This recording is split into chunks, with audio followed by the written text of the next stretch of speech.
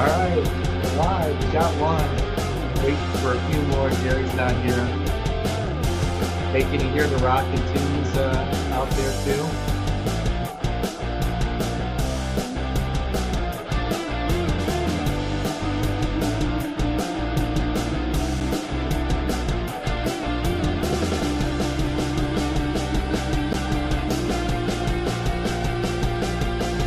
Cool.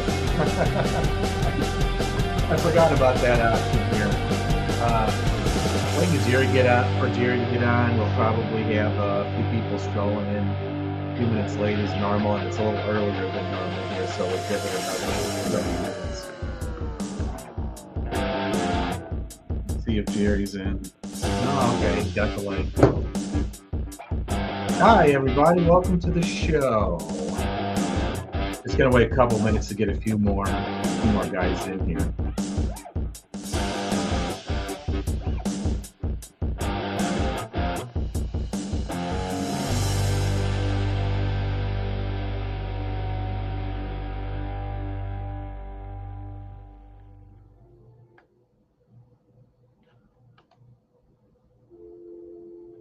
All right, hello, welcome to the show, Monday Night Live. A little bit early tonight here. Jerry's got to get up early. He's about to log in here. Let's see, give everybody a channel update here. Editing the Rend Lake video. Not as exciting as usual here. I was just kicking around some ideas on how to make it a little more interesting, and I'm working on a few of those. A bunch of us were out at Table Rock for the BFL on Saturday. It was a great event. It's a great lake. Eric and I were out there. I got video of that here. He did really well. He limited out. I didn't. I should have, but I didn't. That's just the way it goes. I saw Oliver out there. And Eric saw Matt out there too. There's probably some more. So that'll be a fun event. I just downloaded the video to computer here. Excuse me. Like usual, it'll probably take me a couple of weeks to get that one out. But this week is a preview of Shelbyville, the second in line here. Kind of a short cycle here, 3 weeks. Hopefully a lot better than Rend, and we're going to talk about that today. Also, while we wait for people to get here, I kind of hawk Facebook Marketplace for stuff. Been selling music gear and buying bass gear, but I found some wacky stuff here I want to share with you. Some vintage lures. So for my little lure collection over there, I was looking for one of these vintage Heddon crazy crawlers. Look at this guy, all original. I mean, even the hooks are original. Pretty good shape here. You see that guy here? I wonder if I could catch a fish on it. I'd be afraid to lose it, but man, I'd love to put some new hooks on and give it a try. Yeah, the screwing's a little loose there, but you know what? Okay, just tighten it up a little bit. Believe it or not, here I've seen people wanting like $50 for beat up ones. I mean, new ones in a box go for hundreds. I picked this sucker up for $15. Awesome lure, huh? Also, he had one of the little ones, right? This one is not quite as old. It's plastic, kind of not wood, or I'm not sure what year it is. Maybe you guys would know, but I couldn't pass it up for $10. And then the goofy lure. Hey, who thinks they could catch a fish on this thing? Look at this. It's got a blade, a spinner blade as a tail. It's got a lip. It's a Budweiser top water.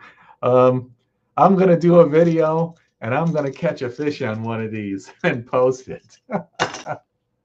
Oh, hey, Jerry's here. All right. Welcome to the stage. Hey, Jerry, how's it going? Hey, how's it going? Just killing some time while I was waiting for you. Did you see those lures I was holding up? I did. I seen the crazy crawlers and the bud lure. Think I can catch a fish on the bud lure? Probably. If you throw it enough, sooner or later something will hit it. You think I could catch a bass on Run Lake on that lure? Probably.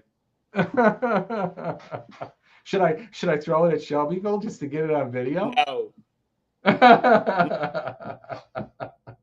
Welcome, Jerry. Everyone knows Jerry. He's from down in Kentucky. He's a Illinois pro boater. He's got a lot of experience on Kentucky Lake here. Been fishing the Line Eye division for what, 2 years, 3 years? I forgot. I fished the year before last, and then last year I fished LBL, and then this year I'm back with the Illini.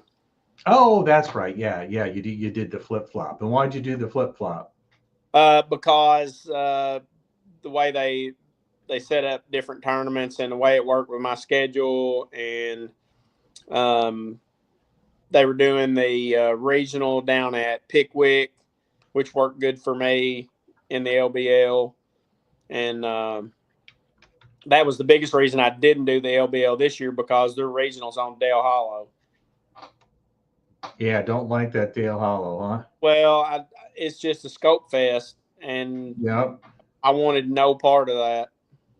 Yeah. And it would Yeah, be I did. if you could weigh smallmouths.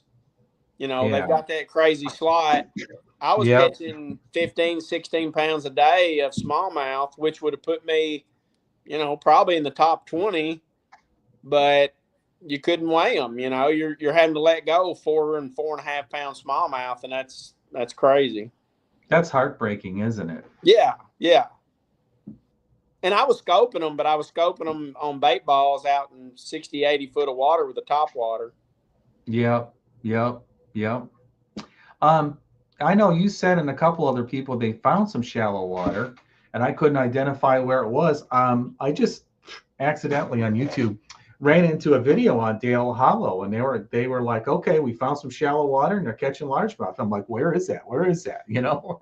Well, this time of year, you know, up the past 2 or 3 weeks a month, yeah, the largemouth are up shallow, and this time of year it's a different deal.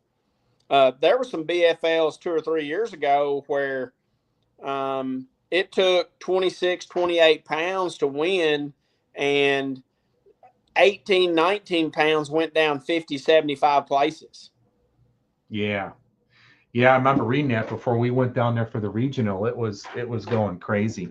But spring of the year, it's a different deal, and that time of year we're at Dale is like it's just those fish are roamers, and they're out there in that deep water, and you know it's a different deal. I would be better prepared this time. I just don't want to do that, and I've always wanted to fish the upper Mississippi. I've never got a chance to, and that's part of the reason why I'm doing Line Eye this year. I really like that. You know, I grew up fishing Green River and Cypress Creek and some places back home with current and shallow cover. That's where I feel comfortable, and that's why I want to go to the Mississippi. Yeah. And while we're on that little deal here, Eric alerted me you should have all gotten an email today. They've changed the location to Pool 15. We're gonna launch just past that first lock where we're at last time, which I think is great. And when I looked at it, I didn't see a lot of parking. Let's see if I can share a screen here. Present, share screen, Which one? Yeah, this one here. Tell me. Oh, no, not that one. I changed it. Oh, yeah, never mind. I had it up. But anyways, it's just past the locks on the left, Leech Beach or Leech Ramp or something. I didn't see a lot of paved parking. I emailed Michael, the tournament director. He said, "Hey, I met with the city. Met with a whole bunch of people. We've got plenty of parking planned there by the ramp." So there was like some open fields or kind of gravel areas that weren't traditional asphalt parking lots, but you had to kind of drive around. Maybe they'll shortcut us over there.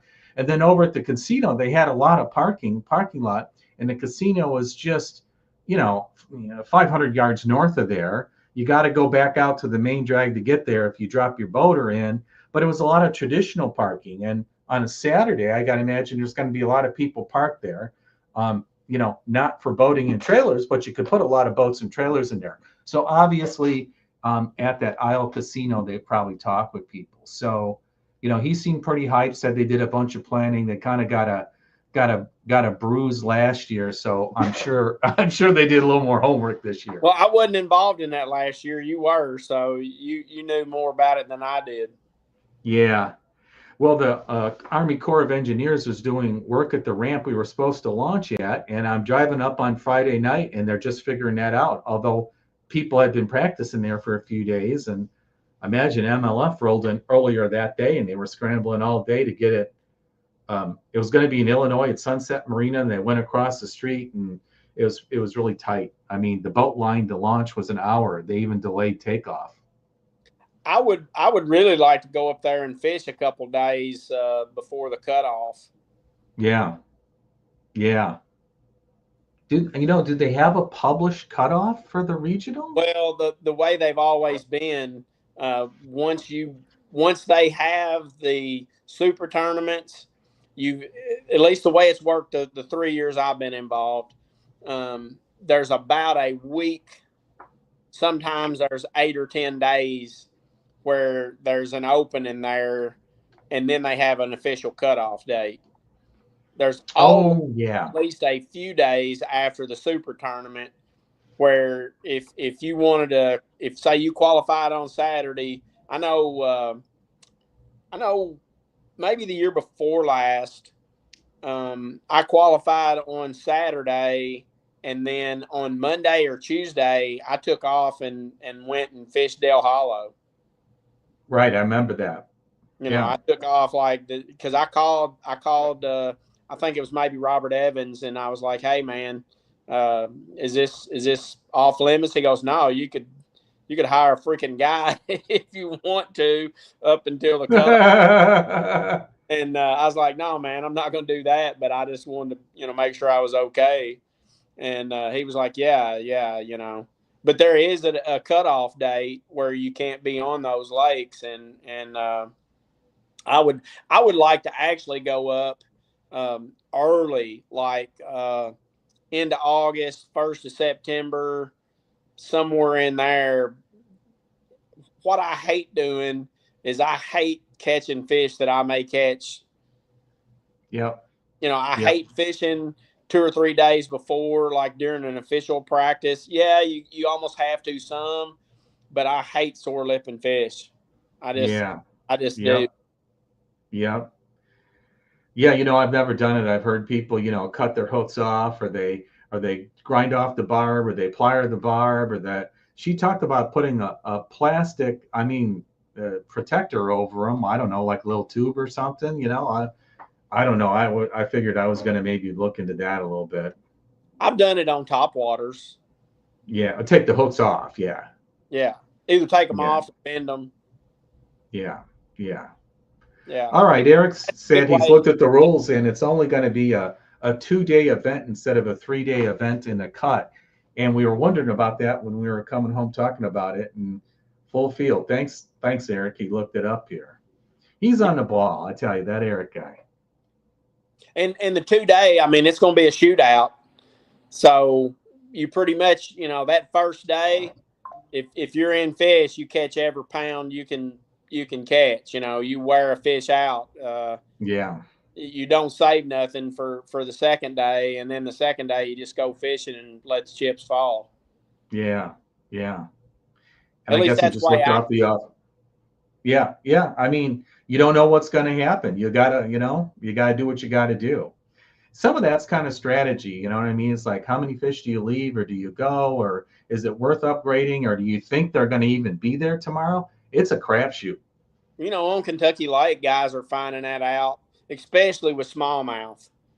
They move like you wouldn't believe, right? So if you're in them, most of the time it pays to just beat them up. Just take every single cull you can get out of them, and then figure out the next thing the next day, because they're here today and gone tomorrow. Yeah. Yeah. I You see couldn't the find comment? it. I tried. Yeah. Yeah. Really? I caught a bunch of white bass. I probably caught 20 or 25 white bass. Oh, Uh, wow.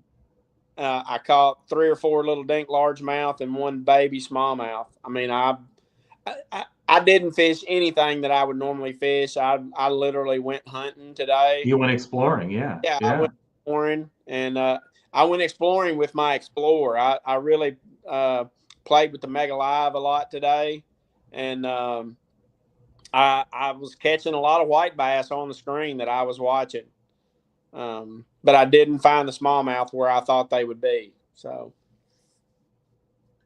How do you like that Explorer? It's getting I really really good like reviews.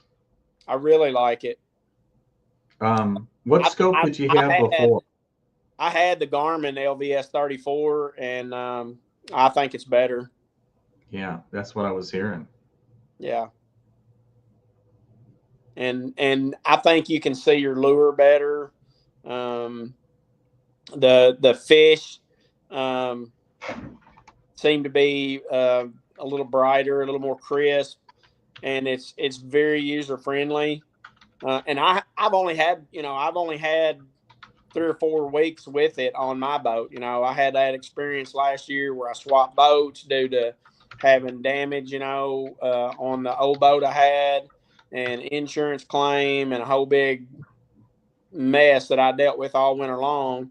And then I got in early. I had to call Performance Fishing Electronics down at Camden, and I got a date in with Danny, but they were so busy. It was almost the end of the month before I could get in, and I literally had one day before the Wren Lake tournament with the actual electronics on the boat.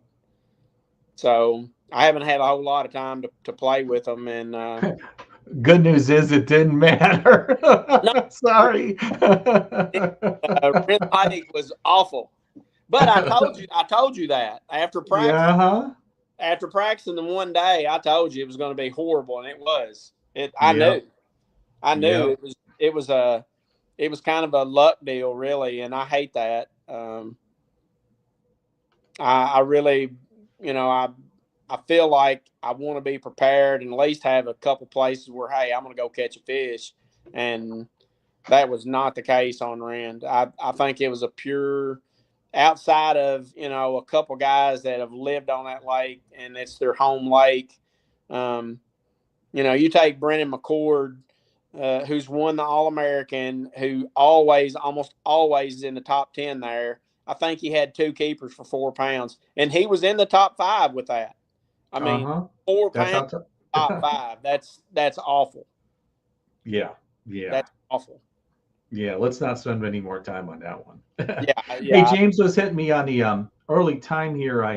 I did it. Just I was talking with Levi Cole, and I was kind of late because I was out of town on the tournament, and he couldn't pull the trigger today. Jerry graciously stepped in at the last minute, but he's got to get up real early. And I was kind of thinking about pulling everyone. Does 8 o'clock work for you?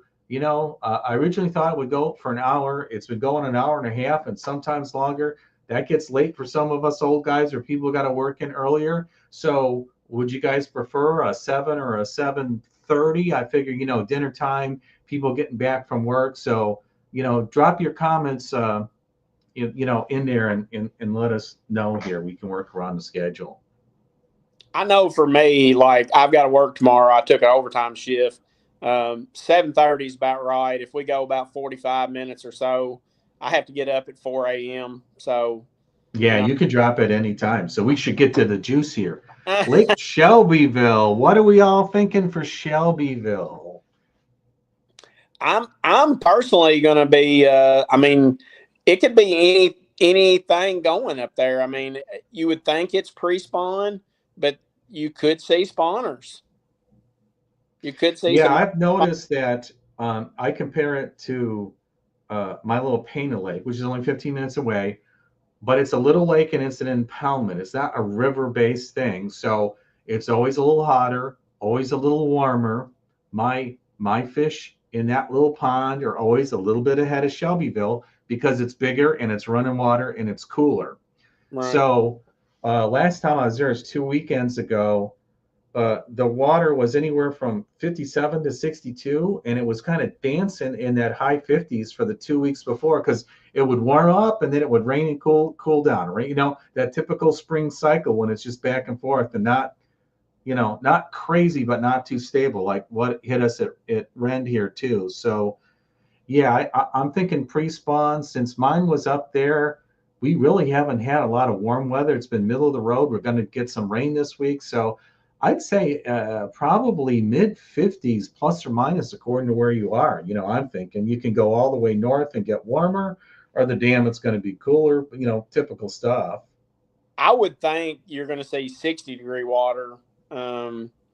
At least I know down here, and I know there's quite a bit of difference. You know, you're talking about 3 hours north of here to Shelbyville.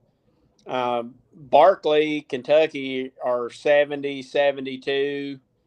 Bluegill shell crackers are on the bed. The majority of the bass have spawned. There's still maybe a few spawning fish, but the fish I caught last week on Kentucky were like on points on the way out. They were headed out. Yeah, at the Ozarks here, you know, Randy reporting they were all on beds during the week. We get there on Saturday. It was a cooler night, but 5 out of 6 beds, they're gone. Yeah. And just little bucks on the beds that we saw. And, you know, we caught a few little bucks and we saw a few small ones kind of swimming along the shore, but at least the first wave. Now, the first wave, the smallmouth there, you know, and the largemouth, you know, we were catching them 6 to 10. Spots usually go before smallmouth. Yeah. Okay. Yeah. Spots, they're up there 50, 54, 55 degrees. They're spawning. Now, are they going to spawn? And I'm talking areas of 1 to 3 or 4 feet. I thought they'd like to spawn a little deeper, like smallies. No. I think it's just according to where, you know, the water different times. Yeah. Yep. Yep. And how clear. As usual, you know, with all the storms and everything, Shelbyville will probably be dirty. And I just looked here. The highs this week are going to be 75, 72, 72, 67, 63 on Saturday. It's going to 50 to 85% chance of rain the 4 days before. And Saturday, partly sunny, 45 and 63. So it's going to do that damn rain cool off, just like Rend Lake there. I think it's going to be a tough tournament, you know, even for Shelbyville. Well, Shelbyville's seems to be all. Yeah. And I've always caught fish at Shelbyville. I've never put 2 and 2 together. I've had some good practices up there where I've caught some quality 3 and 4 pound fish, you know, and you catch 4 pound fish on Shelbyville on Saturday, you'll do well. Hey, wow, James has a report here on Friday. Well, it was hot on Friday, wasn't it? But yeah, I'm surprised it was that high. Wow. Thanks for the info. I'm surprised there. Yeah, I can imagine that the fish could be any of doing, you know, 2 or 3 things. Where spawn, still or post spawn. Wow, James is saying it's good and clear. Wow, James, were you only on the lower end? Wow, I'm surprised to see the water is clear and warmer. Wow, that's interesting. Rains for 3 days, that may change. Yeah. And sometimes I think that's why anymore I almost hate pre-fishing. I almost like to just get there like we're going to do the day before, do a little ride around, look at the watercolor, you know, see if a pocket has any life in it, whatever, and then just get tired and go fishing. Cover as much of that lake as you can scanning to know where to go and not go, and mainly eliminate 90% of the water. If you can eliminate 90%, you're doing great. I know 2 years ago, I pre-fished the day before, and I shook a bunch of fish off. I mean, and I had bites all day long, and I only stuck 2 fish, and they were good quality 2.5, 3 pound fish. And I was like, I'm gonna have a shot at this thing. And Yeah. the next day, they were gone, and I got no bites where I got all the bites at. And you know, I ended up catching maybe 1 or 2 keeper fish. It was so weird. It was so weird. So I would almost just as soon just show up Saturday, fish the conditions that are in front of me, and just go fishing. Yeah. Yeah, I'm just sitting here thinking about what James comments. I'm like, man, a lot has changed in 2 weeks. Like I said, I was going from 2 weeks ago, and yeah, we had a couple warm days, but it takes a trend usually, and it's kind of cooled off again. So very interesting. Yeah. Okay. Well, Shelbyville. At least from memory, I think this one's from Dam 9, correct? The launch this time? I should have known that. I haven't even looked. Yeah, because I know last year, I think we did, was it Dam 9 to begin with, and then we went up north for the second one. The Corps of Engineers wanted to spread things around, so maybe it's the same thing this year. I figured it was always at the dam because if they got that good beach area or whatever. Yeah, James is confirming 9th Street this time. That's what I thought, and I forgot about the second one. And Ren changed their ramp too. Yeah. So you guys always pay attention to that, because even though they do something for 2 or 3 years, and like the regional changing, at least we have a lot of notice. Not that big of a deal, but it makes everybody happy to be past that first lock. I mean, that saves you 2 hours if you're going to go up to 13. 13 was, we went up to 13 on pool 13 on day 2 through 3 locks. We got an hour and a half to fish. It's it was going to really help. I'm wondering how many people are going to be there Saturday. There was only 61 or 2 boats ran. Yeah. So I'm kind of curious to see if we have. I think the first term that I ever fished at Shelbyville, it was like 115 boats or something. Yeah, my first year was 22, and yeah, it was like 120. I'm like, I'd never done it before, and I'm like, oh my God, how are we gonna get all these boats in and out? I mean, I've been there, and I've been frustrated waiting 10 minutes for like 3 or 4 jamokes to get off the ramp, and we got 120. Oh, 120 who know how to do it. That's a difference, right? Yeah, I'm hoping it's in that 60 to 75 range, actually. Yeah, Eric and I were talking about that, and he knows a guy who talked to a guy or something and said some people pre-fish Ren and said, I'm not doing it, cancel, give me my money back. And maybe they thought it was kind of early. We were kind of thinking that it would probably be about plus 10, maybe 72, 75, or people would just say, you know what, they're pulling the plug on the Illini division and it's going down. I think the timing could have been perfect at Ren if we hadn't had all that 10 or 15 inches of rain, and the water was record high, and then it got sucked down, and those fish didn't know what to do. They didn't know what to do. Yeah. So I think the timing of it, as far as the time of year, the water temperature and stuff was really perfect. I thought. Fish should have been up in the bushes, spawning. Obviously, they weren't, because almost everybody fished the bushes, and there was very few fish caught up there. Yeah, the guy that won said, or one of the guys said, they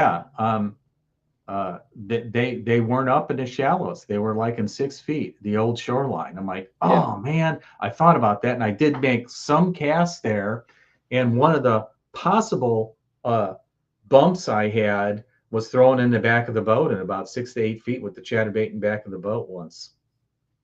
I caught 2 drum, and both of them were in literally 2 foot of water. Yeah, wow.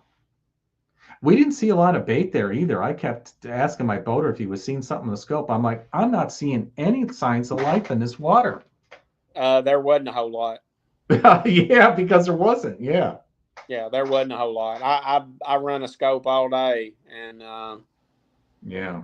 see a whole lot of shad. Hey, Eric's asking, when you ride around, are you looking for bait or what you looking for, Jerry? Yeah, I'll look for bait, but for me, like up there at Shelbyville, there's places you pull in, and if there's a little bit of bait in a pocket, where and like there's timber in almost every pocket on Shelbyville. If you get in a little pocket and there's some life in there, there's some shad flipping. Most of the time, you can get some bites. Um, but there's other places that I've been up there, and there's just dead water, dead Just water. dead as a doornail. Yeah. Yep. So Yep. for me, I'm just looking for signs of life. I'm looking for turtles, shad. Most of the time that stuff's going to be around. Do you hear frogs? You know, Birds. yeah, anything. Birds. I'm going to be looking for bluegill, anything that may be a sign of life, really. Yeah. And Yeah. I'm gonna look for some beds. I'm gonna look for some schools of fish out on some points and drops and things. And you know, the perfect scenario would be to mark 2 or 3 little schools of fish where a man can catch 5 keepers. Yeah. Oh man. That would You be catch 5 fantastic. up there, you're almost assured to check, almost always. Yeah. Yeah. Yep. Mm-hmm. Because the 4 or 5 tournaments I've fished up there, it's usually been, I don't know, 10 to 14 pounds, 16 pounds, no more than 15 or 16 pounds, Yeah. tournament almost every time. Right. Right. So, I'm just looking for those quality 3 pound, 2.5 to 3 pound fish. If you catch 5, 2.5 to 3 pound fish, you're going to do well. Gonna get a check. Yeah. Yeah. Yeah. And you'll have a shot at winning it.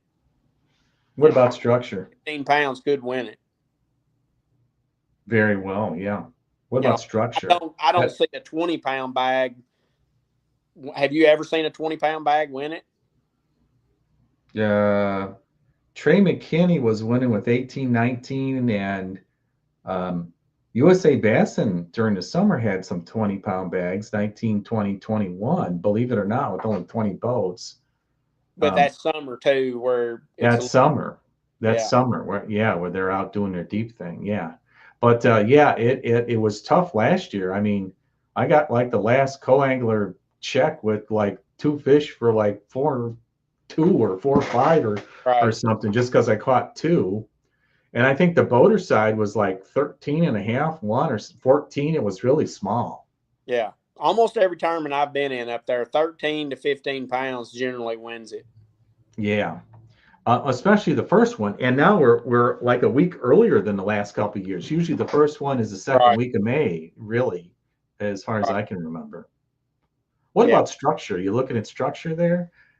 yeah. There's a lot of laydowns in that lake, and a lot of timber, and I think the fish that I've caught up there, um, if you get the right stump or lay down out on a point or a little drop or a transition, that's where I've kind of had the best luck.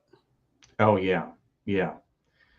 Creek channels, some type of structure. Rip Got to rap have a little something. fished, it gets beat up pretty good. Yeah. Yeah. But I've never done any good in the far reaches up where fish should be bedding. I've spent a lot of time up there looking and looking and looking, and I've never seen fish on a bed up in 2 or 3 foot of water. So I wonder if the fish there don't bed, 5, 6, 8 foot of water because the water fluctuates so much. Well, yeah.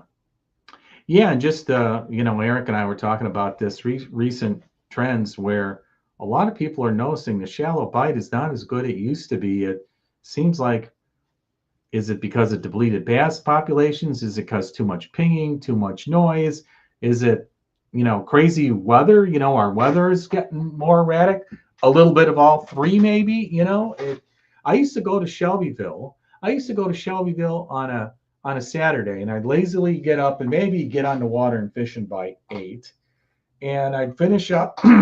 I like to finish up about 12:31 because about 1:32, all the crazy party boaters start showing up, and you can't even get your boat out.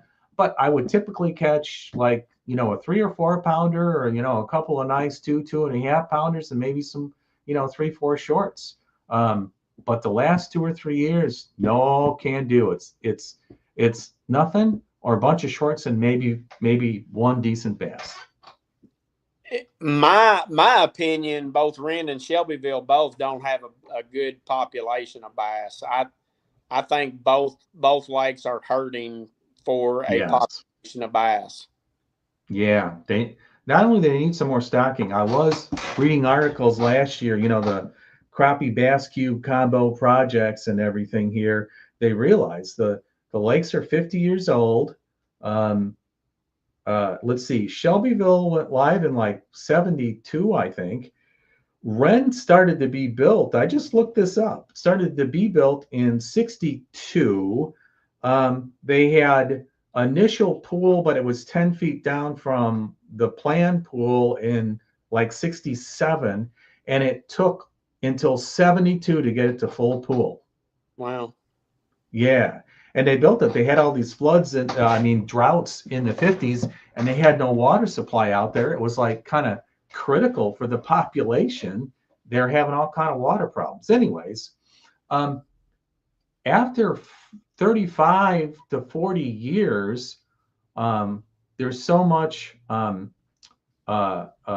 breakdown of structure through silting and any vegetative matter, trees, stumps, all that. You start taking away all the structure from the fish. And if the water's dirty, you don't have grass either. So it's just really needs some, serious marine biologists to address the problem, but that costs money. And state of Illinois is broke. I see there James said the USA Bassin Series is also a team event, not individual. So yeah. That's a good point. Yeah. You got two guys that catch those 5 fish instead of just right. one. So right. That is a difference. Yeah. And Trey McKinney, face it, Trey McKinney, top 10 fisherman probably in the whole United States. The whole freaking country to get 18 pounds. Yeah. Trey McKinney catching 18 pounds is that's a far cry from most of us. Oh my God, yeah. Bass conditions, mood. You hit that a little bit. Yeah, man, with the waters are, the temps that high, yeah, they could be anywhere. I do think most of the fish up there, the biggest problem, the biggest mistake I'll say that I've probably made is I've caught fish and I've left fish thinking I can go and find more or bigger fish somewhere else. If I run into fish Saturday, I'm squatting. I'll probably sit on them.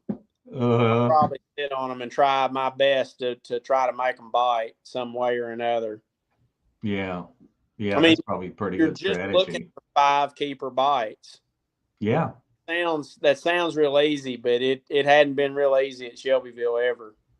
No, and I can't believe that. I haven't been on the lake. I've been I guess I'm lucky here. I've been fishing so much since February 27th. It's been almost nonstop, and after this one, now it kind of slows down. The big time spring season is over, and it's kind of once a month. But man, I just can't believe I haven't been out there yet. It seems weird.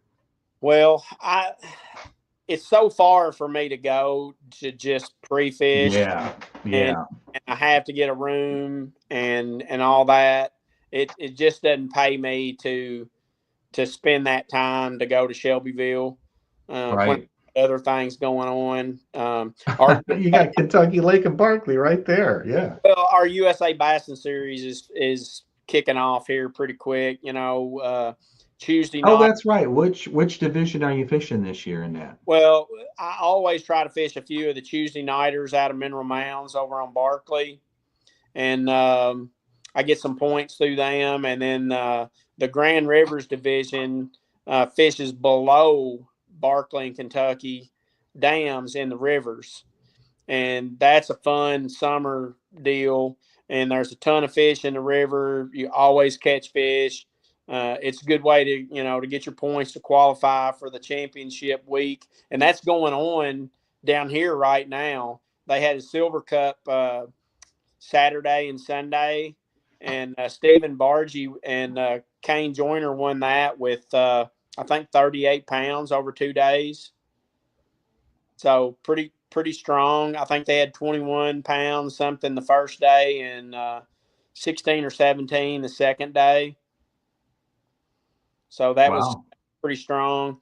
And then they had the Big Fish tournament, I think, was yesterday. And the What's Big Fish that? was 638, I think, was the winner. Oh, it's just like their bash bass kind of thing. Yeah, but it's USA Bass, and you have to qualify through USA Bass and for that big bass tournament. And I think 638 won it, and maybe 5 pounds was second, and then a couple of fours were in like third and fourth. What did it pay? I don't know. I didn't see a payout on it.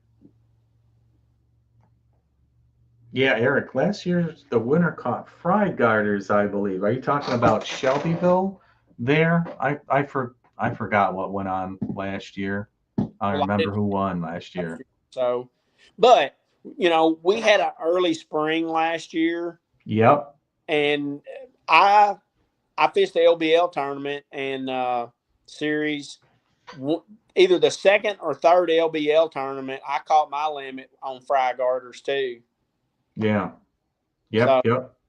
And I want to say it was about the first weekend of May, which is what we're going to be running, And I was catching fry garters. I haven't seen any fry garters down here, which is kind of crazy because I think most of these fish down here are done spawning. We should have fry garters, but I'm not seeing fry or fry garters. So maybe they haven't all spawned. Yeah, I mean, the water's been so dirty. You saw my videos from the Toyota there. It was, man, as dirty as I've ever seen it. I know it was worse before, but it was still dirtier than I've ever seen. Or maybe their spawn failed, and that's why they just that's why we're not fry. Yep. Yeah. Ugh. Where last year there was a great spawn, there was largemouth fry everywhere. You could go down a row of bushes and just see balls of them, and I haven't seen any this year. Oh, that's not good. There, but I've spent quite a bit of time on the lakes in the past, 10 or 12 days. So maybe it'll be a fry garter deal, maybe it'll be a bedding deal, or maybe it'll be a little bit of both, or some pre-spawn still. Maybe those fish up there have backed off, and maybe it'll still be some fat mamas out there that we can get a couple of.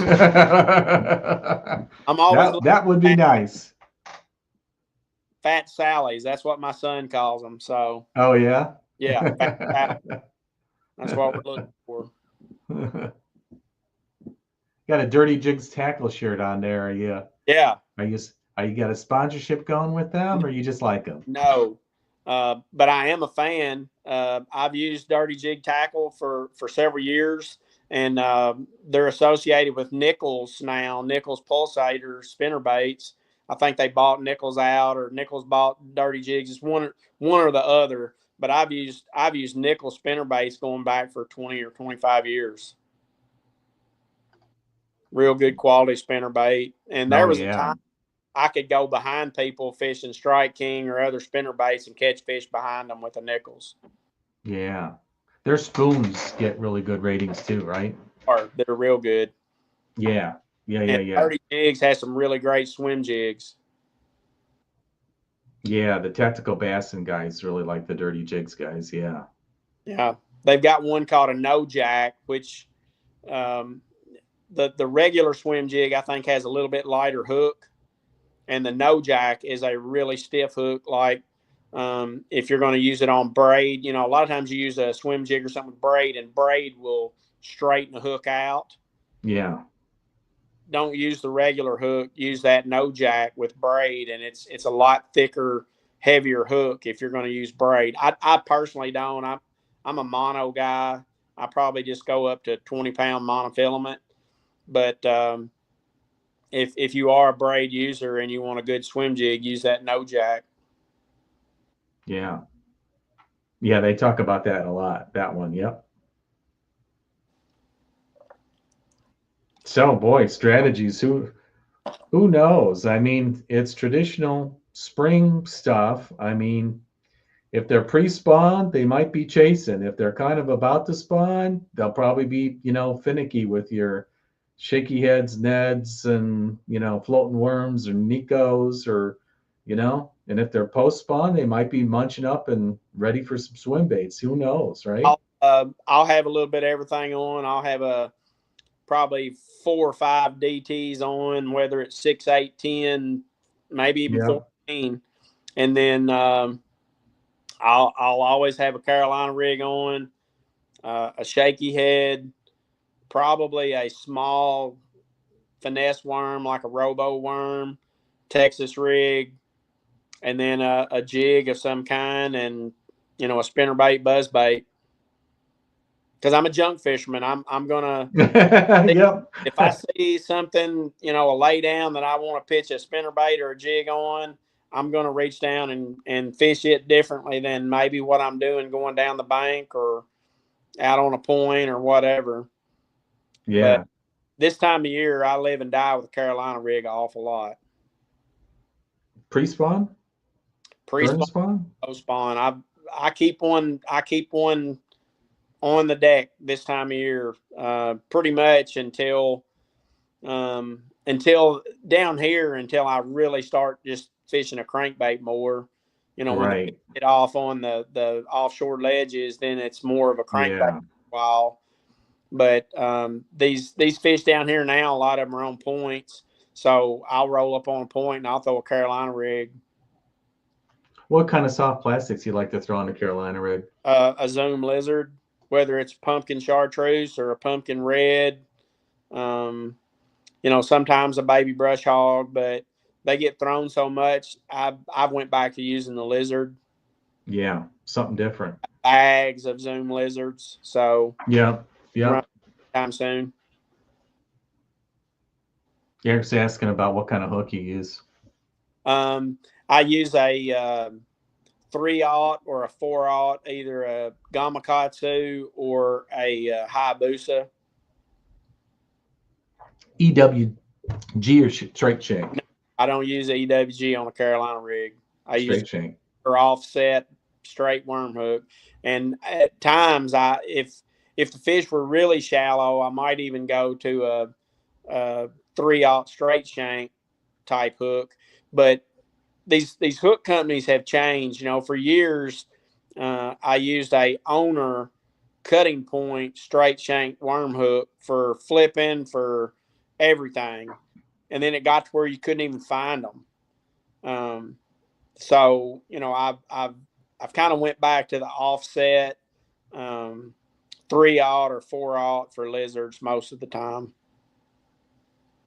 You use this time of year, you wouldn't be throwing the mag lizard. You'd be throwing the normal size on a regular, like the small 6-inch lizard. Yeah. Okay. 6 to 7 inch this time of year. Yeah. And you catch and largemouth both on them down here. Oh yeah. Yeah. I wish there were spots or something else up there in Shelbyville. Now, I know they claim there's some smallmouth, but I've never caught one up there.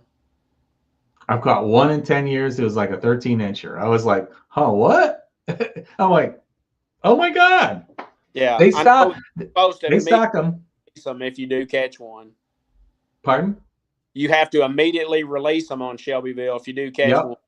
Yep. And I've never heard of a spot up there, but it seems like you know, the deeper water, the river water, they'd be conducive, but I haven't heard of that. They're just not native to that river, I guess. Yeah. Yeah, I talked about it last time. I saw the stocking report where they've been trying to get their smallmouth in the Kaskaskia River, um, but they were importing like smallmouth from Missouri to put in there, and they weren't recruiting well. Well, there's other problems in that because the largemouth that live in the lake aren't recruiting well. But they actually got a Kaskaskia strain the last year or two that they were stocking in the lake and in the river too. The DNR does both, so at least I'm that was a good idea. I'm wondering if the muskie, are some of the problems. That the muskies Yeah, are so many bass or something. The only muskie I've ever caught was on Shelbyville. yeah.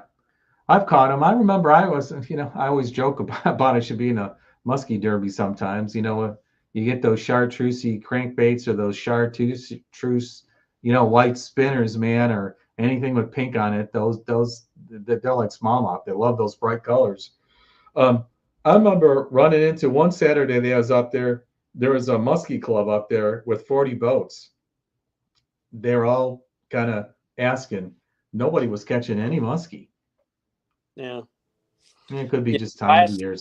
the last tournament I fished up there, I think I caught about I don't know, 10 or 12 pound muskie. Yeah, late last year I was up there and I had that flat side Spro, the like deeper depth one, the pretty big one, with the flashy prismatic scales. 3 tosses and boom, a huge like a 40-incher, and he just sawed right through. I only had like 15-pound test on it. His teeth just went right through it. Bye $15 lure. I think he asked a question there that says how much later. If he's talking about my Carolina rig, I'm using between a 2.5 to 3 foot later. If I was in a grass lake, I might go longer, but we don't really fish any grass lakes. Like I fish Lake of Egypt, which has grass. Now I might go to a little longer later on Lake of Egypt, but Barkley, Kentucky, I'm fishing, pea gravel most of the time. So I might even go to a 2 foot later. Wow, So, what is it about grass that you want a longer leader? I've never heard that before. well, if grass is 2 or 3 foot up off the bottom, you want maybe a little bit longer leader so that your bait rides a little higher. Oh, but you want something that floats, that doesn't sink. Well, there's ways you can go about, putting things stuff now to make them float. Float your I can't boat. think of the name. I've got one actually right here. I had in my pocket. I don't know if you can see this. Yeah. That screws into a worm and that floats. You can float your shaky head tail with that. Wow. What's that called? I've never seen one of those. I'll have to get you a name, but I've used Google it, it'll come up, right? But it's like a little screw lock, and you just screw it into the tail on your trick worm or whatever, right? And it'll float that shaky head up off the bottom, and and it's worth getting a bite or two. Oh yeah, especially on our dirty Illinois lakes, that chartreusey tail. In fact, I buy the trick worms, and it's hard to find sometimes. Is the June bug with the chartreusey trail, or just like the watermelon with the chartreusey tail. They come pre-dyed. Right, and I keep a dip it pin. Yeah. And I can do red or chartreuse or orange or whatever. I keep those in the boat where I can doctor things up as I want. Yeah, so that's a hot looking new boat here. I really like those colors. You got a name for it yet? No name. we're still thinking. So I guess maybe your son's gonna name her Fat Sally. Fat Sally would be a pretty good one. All right, guys. He's got the green machine. It's a Skeeter, FXR 21, is it? FX 21 limited. No R. Yeah. and it's got the silver sparkle on top of the lime green. It's hot. Yeah, I like it. I'm pretty happy with it. Oh, we got an idea already. What does he say? I think it's called Floatzilla. Hey, he's right. That is what it's called. Oh, Floatzilla. that thing. I thought it was a boat name. Yeah. Floatzilla. Gotcha. Yeah. Floatzilla. That's right. Obviously, Right. Mark is a man who knows. Yeah, you can put that on your shaky head worm or trick worm, whatever, and it'll float it. It's pretty neat little deal. Yeah. Yeah. Okay, I'm just keeping an eye on time here. Jerry wanted to go for 45 minutes, an hour. We're almost at an hour. If you guys got any more questions for him, we got to let him get to bed. Yeah, it won't be It's a long school. in bed. 4 o'clock comes early. Oh, yeah, yeah. That's fishing time, man. That's like Well, I didn't get home from the lake till almost 6, so I pretty much run straight to the shower and eat a bite and got on here. yeah. Yeah, hey Mark, before you go, I think Eric said he saw you down at Ozarks too here.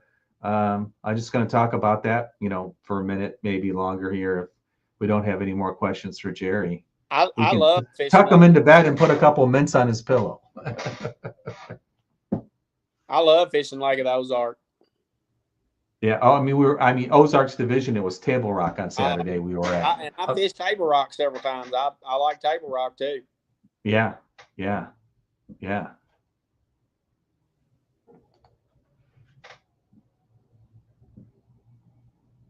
All right. Seems like we're out of questions, Jerry.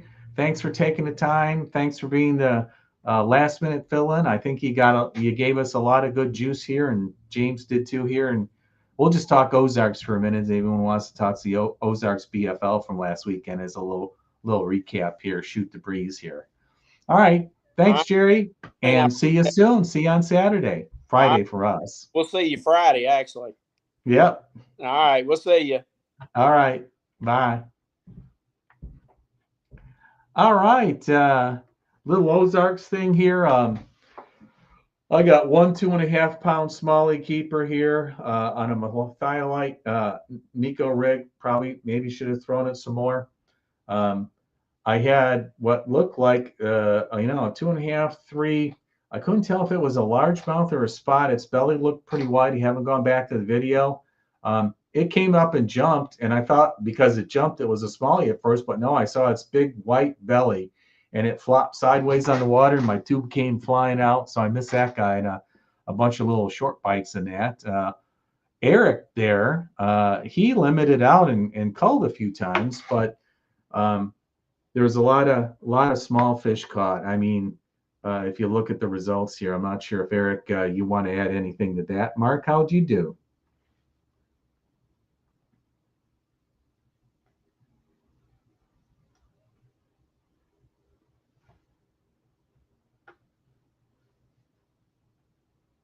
Oh, maybe he said good luck and he went to bed here.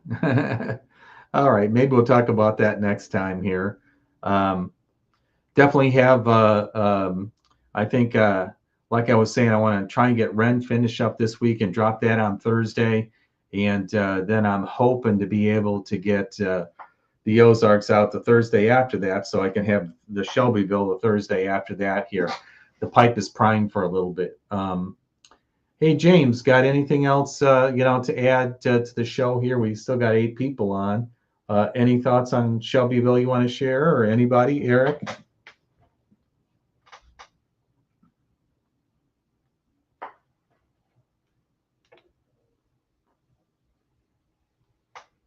Anything else anybody wants to talk about today here? Are we all tired from a long weekend?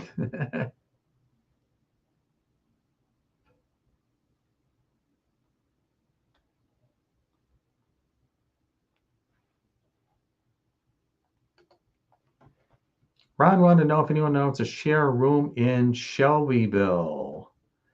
Okay, well, we'll throw that out there. I'm not sure what I've seen Ron's handle on YouTube. I had a message from him. I don't know if I have his email here. Maybe James, you do. If someone knows, talk to you, or maybe leave a comment on here. If Ron's not here, I didn't see a comment from Ron. Maybe he's here. He can post, and if someone sees anything, so you know, uh, maybe someone's got an extra room or someone kind of wants out. Water clarity going to be turned? Yeah, totally, especially with all that rain coming in. It could dirty up pretty good if it rains for all those days, and it could be up in the bushes there again too. Here, going to be really interesting. I've seen it get dirty in the spring with a bunch of rain here. I'm not sponsored by him, but the Deep Dive app has a pretty good readout that I found to be pretty accurate when it comes to the water clarity here. And of course, Shelbyville and Render on there. You can take a look at those here. I didn't see any fish on beds. So you didn't see any fish on beds, or you didn't see beds. In my lake, I went looking for beds the last 2 weeks I was there, which was 3 and 4 weeks ago, but I could not find a bed yet. And I could see in the areas where they bed, I know, and I went back there and I took a look. So they hadn't started yet, even though it was approaching 60. But yeah, if it popped up over 60 and I've been gone for 2 weeks, they could have done their business and almost been done on that, smaller, warmer, dirtier lake. Okay. Gotcha.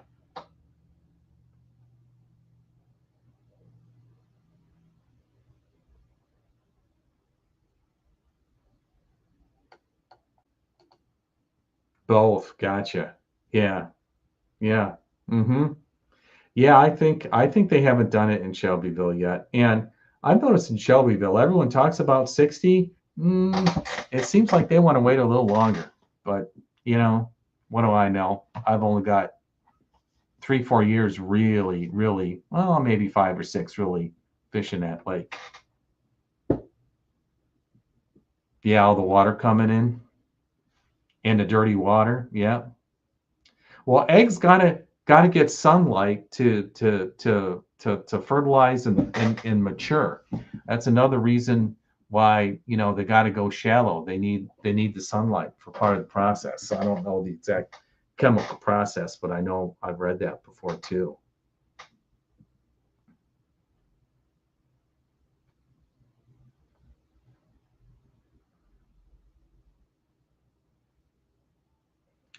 All right, guys. Well, thank everybody for showing up here. I only saw one person talk about what time they'd like to do things. Oh, gotcha. If you guys prefer like a 7:30 or something for these Monday night deals, what say you guys here? Do you prefer 8 o'clock? I know James said he's got to get up early. Jerry gets up early. Probably maybe 7:30 is a better time here. I'll just throw that out there that, sometimes, maybe if the guest like this time, he had to be a little bit earlier or not, but it seems to be a little bit better time. Okay. Eric likes that. James likes that. Jerry likes that. I like that. Mark, you out there? Who else is out there? Anybody want to vote on it? Ron, you out there?